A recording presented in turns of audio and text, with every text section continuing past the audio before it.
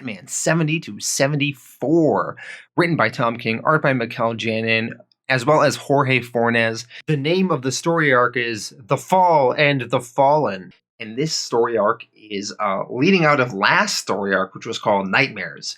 Now, Knightmares was a 7-issue story arc where Batman was like in a comatose state and he was in a dreamlike state, and he was being held prisoner that way. And each issue he had to live through a particular nightmare, and each issue was like a dream storyline. And finally, at the end of those 7 issues, Batman manages to wake up, and that is where we sort of rejoin the story in this story arc. And I absolutely hated the whole Knightmares thing. I thought it went on forever. I hated dream sequences, and there was very little plot progression. So I was really down on Tom King on that. And in the middle of that arc, we learned that Tom King was getting removed off the Batman book. His run was going to be a lot longer, but now it's been cut short. So we have this Fall of the Fallen storyline, and then we're going to lead that into City of Bane, which is going to be the end of Tom King's run on the main Batman book here. So let's dive into the story in Fall of the Fallen. So issue 70, Fall of the Fallen, part 1 of 5. So Batman escapes from the nightmare he was in, and he's out of his dream state, only to wind up in a whole other bad dream. He's locked in Arkham Asylum with his worst enemies, and the only way to get out is to fight them all. It's a gladiatorial game of madness and mayhem, all for the amusement of Bane. So Bane has orchestrated this whole thing and has put Batman in that dreamlike state, and now he has orchestrated perhaps this part of it.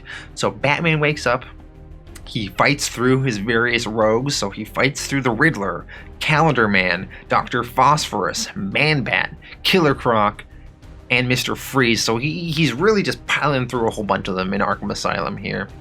Then we have this scene between Ventriloquist and Bane. They're talking to one another, and Ventriloquist says, Batman has just taken Mr. Freeze. Next is Scarecrow, and then Bane asks, "Is this how you feel every day? This joy? The gratification of having a puppet move at your whim?" And Ventriloquist says, "It's very nice to play with dolls." Very sort of creepily. So, Bane feels like he's treating Batman like a puppet, and he's really enjoying it. So he's asking Ventriloquist, is this what it's like, this joy of it?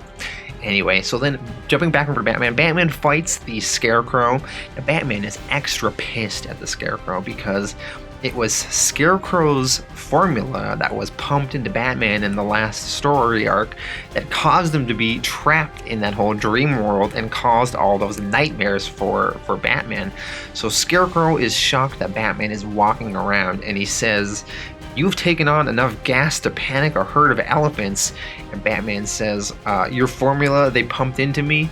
I owe you for the insight you gave me. I owe you for all the fun." And then, Batman, we assume, was extra savage to the Scarecrow when he was beating him up, sort of getting his revenge for what Scarecrow did to him there. Batman then fights through Amygdala and Solomon Grundy, and they're battling a bit. The building is collapsing around them. Batman then fights through Two-Face, and then Batman tells Harvey Dent to give Bane a message for him.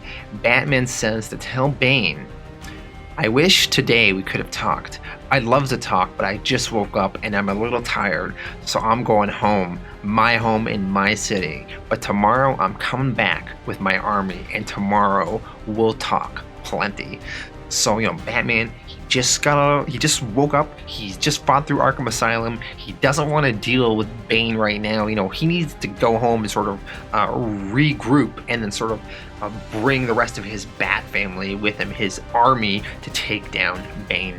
So jumping over to next issue, issue 71, this whole issue is told with these sort of twin parallel stories. It's this weird sort of storytelling device Tom King uses that I don't really like. It's kind of confusing. So we're sort of just following 2 stories simultaneously, although one happened earlier in the day, but then I think eventually at some point in the story they cross, and it happened later in the day. Anyway, So the story jumps from Batman meeting his Bat family as well as Batman confronting Bane. So earlier in this day, Batman went on top of the GCPD building and he put a red bulb in the bat signal and lit up the sky with it. Now Gordon is pissed about this. Now Batman, he only managed to light the bat signal up with this red light for a few seconds, but that was sort of enough. Gordon's pissed about this because several issues ago, Batman attacked Bane in his cell, and Bane was almost comatose or whatever it seemed like, and Gordon felt Batman went off the deep end, and now he's really pissed off at Batman.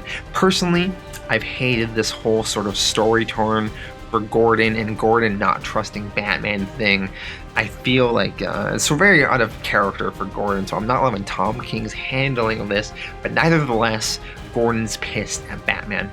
Well, afterwards, Barbara is talking to her dad about the whole bat signal thing, and Gordon mentions it was red, and then all of a sudden, sort of like a light bulb triggers in Batgirl's head, Batgirl aka Barbara, and she knows what it means. It means Batman was calling for her as well as the rest of the Bat family, to sort of come hear the call. That red light in the bat signal must have been some sort of emergency bat signal for everybody. So, everybody was called. Not everybody could make it. So Jason Red Hood, aka Red Hood, is being his usual dickish self, so he's not going to show up.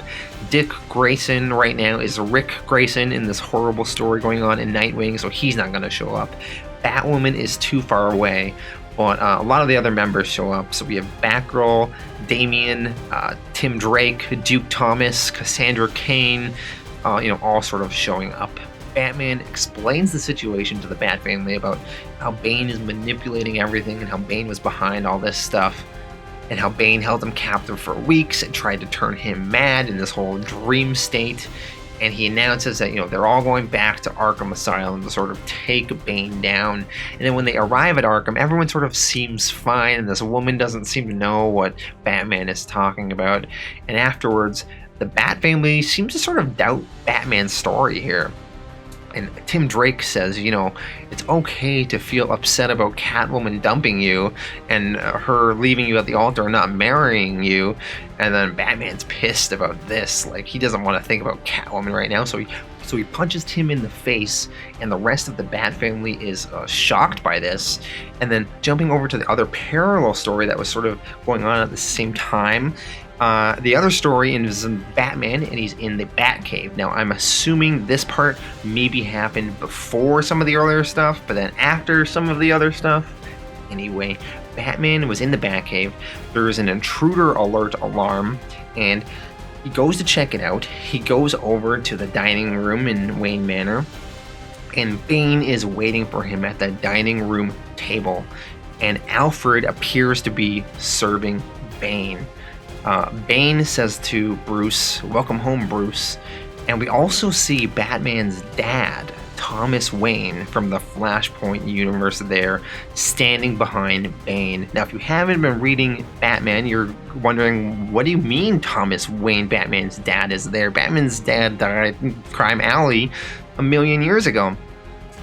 Well, it's a whole sort of convoluted thing, but yeah, Thomas Wayne from the Flashpoint universe somehow crossed over, and he's now working with Bane. So Bane's sort of in charge now, and Alfred is sort of realizing this. He's actually sort of serving Bane now, and Bane tells Alfred to serve Batman some food. Maybe that will calm him down. And then Alfred says, "Yes, Master Bane." And which, despite me not loving this issue so much, that was a good, creepy moment. Alfred saying, "Yes, Master Bane." Now he's, being a butler for Bane. That's pretty creepy. So Alfred says to Bruce, "Would you care for some soup?" And Batman swipes the soup aside, pushes the table over, and goes and attacks Bane. They fight. Bane seems to punch Batman pretty hard.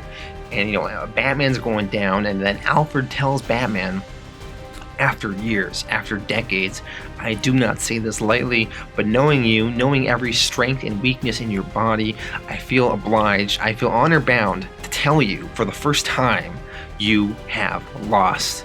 Oh, Master Bruce, can you not see? He's broken you. So, that's pretty intense. Bane sort of taking over Batman here, and Batman being so powerless to stop him. Jumping over to the next issue, issue 72.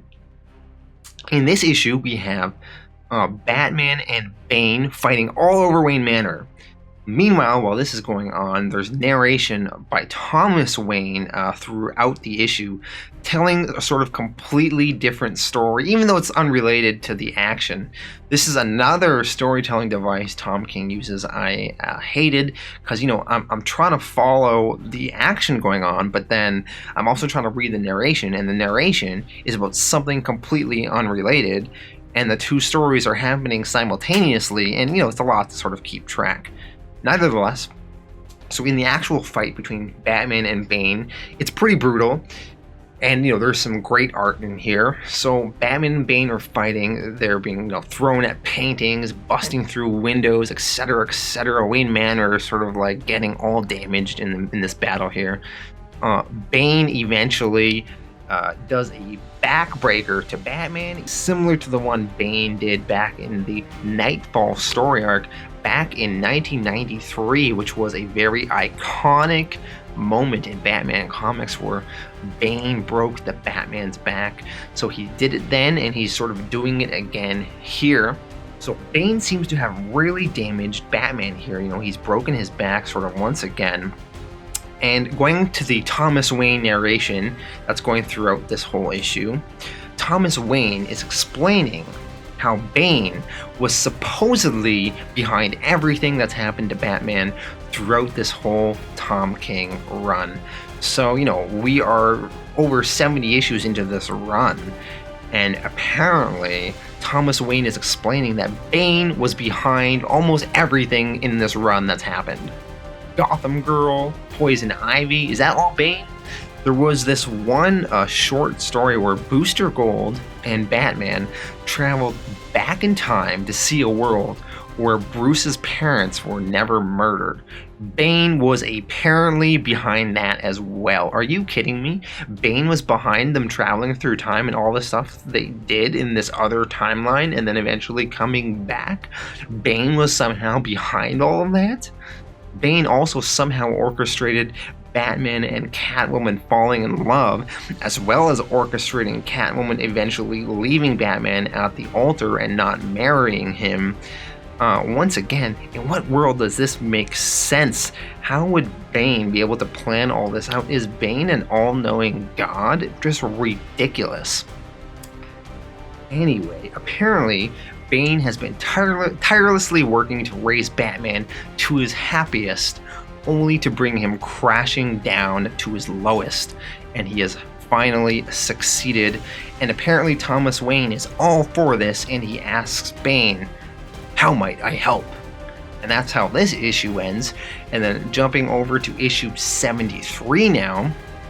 So when this issue opens up, Thomas Wayne is on a horse, and he's lugging Bruce's body through the desert.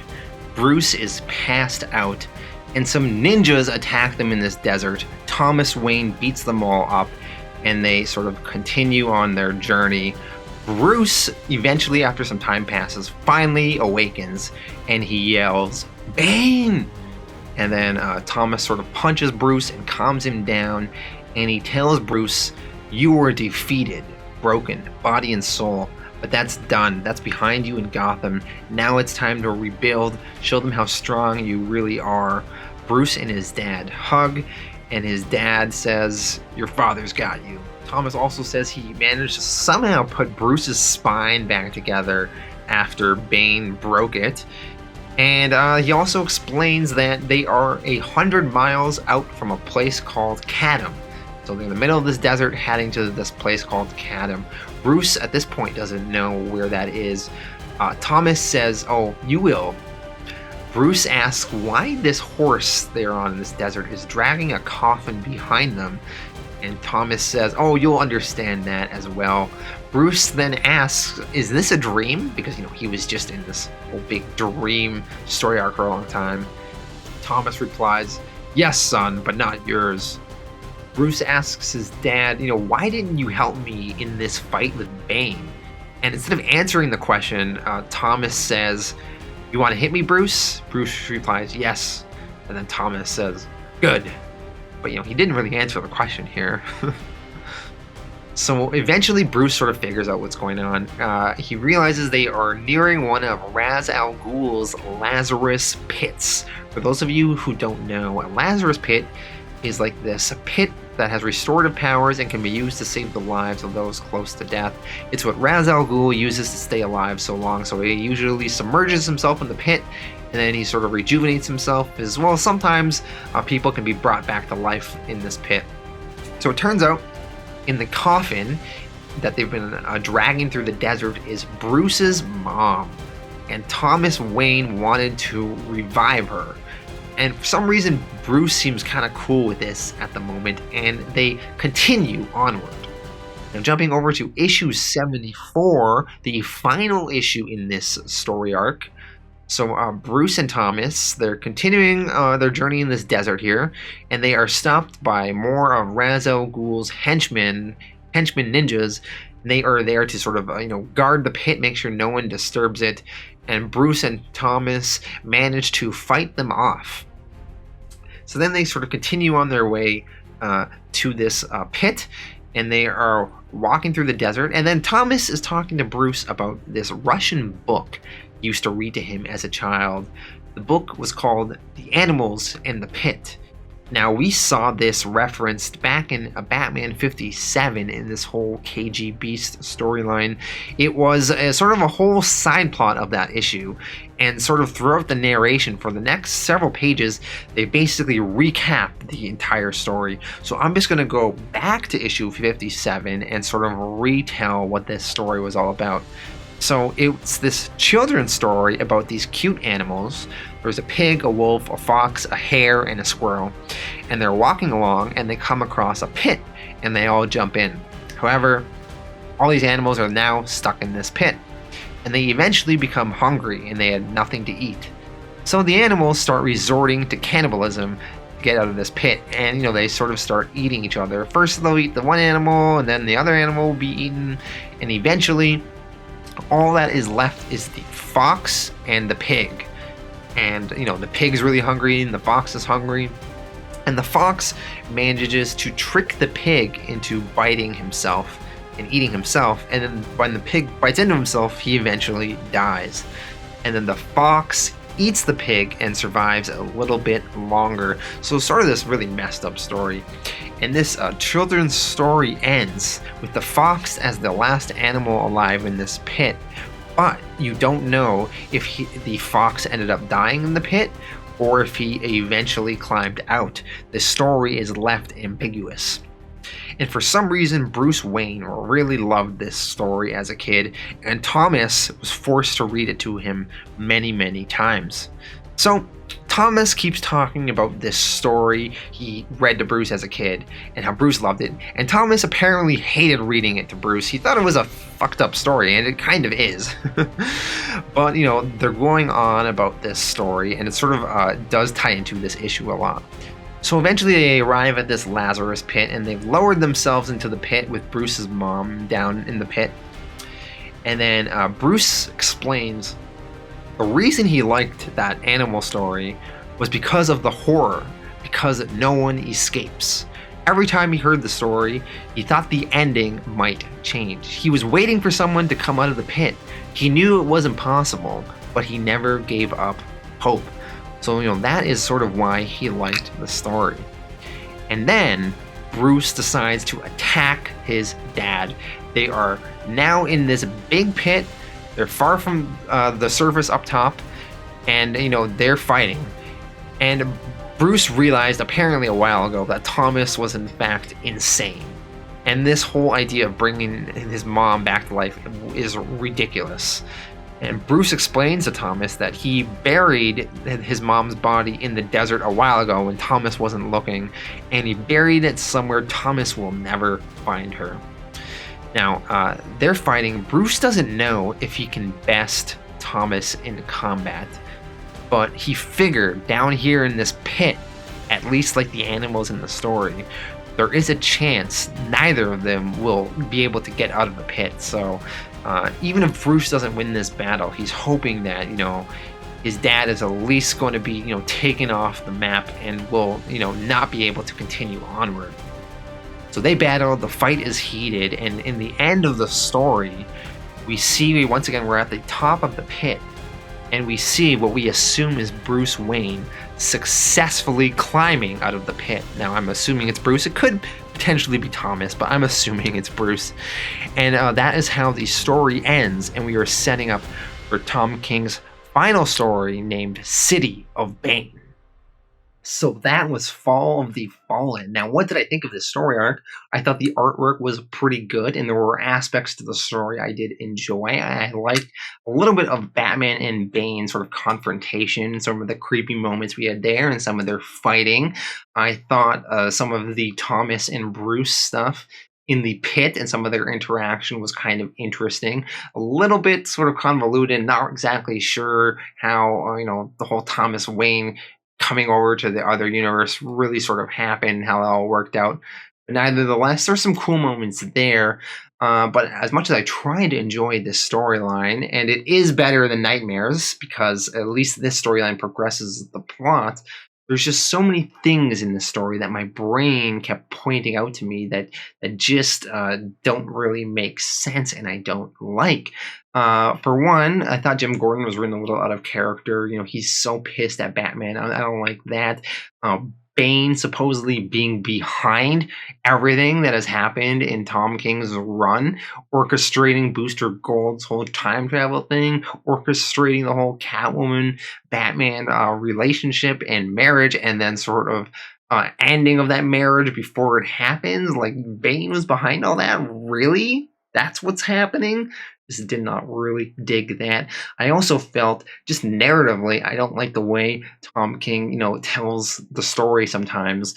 Like the narration boxes over stuff happening that's completely unrelated. So you're having to follow two stories at once, or just jumping back and forth in time and not telling the story in a sequential way. That really annoys me sometimes as well. So there's just lots of stuff I don't really dig. So I'm going to give this story arc a 6 out of 10. Did not really love it, but still, I want to see City of Bane, and I want to see how Tom King sort of wraps this all up, but I'm definitely more lukewarm on Tom King's run than I was, years ago in the very beginning of it.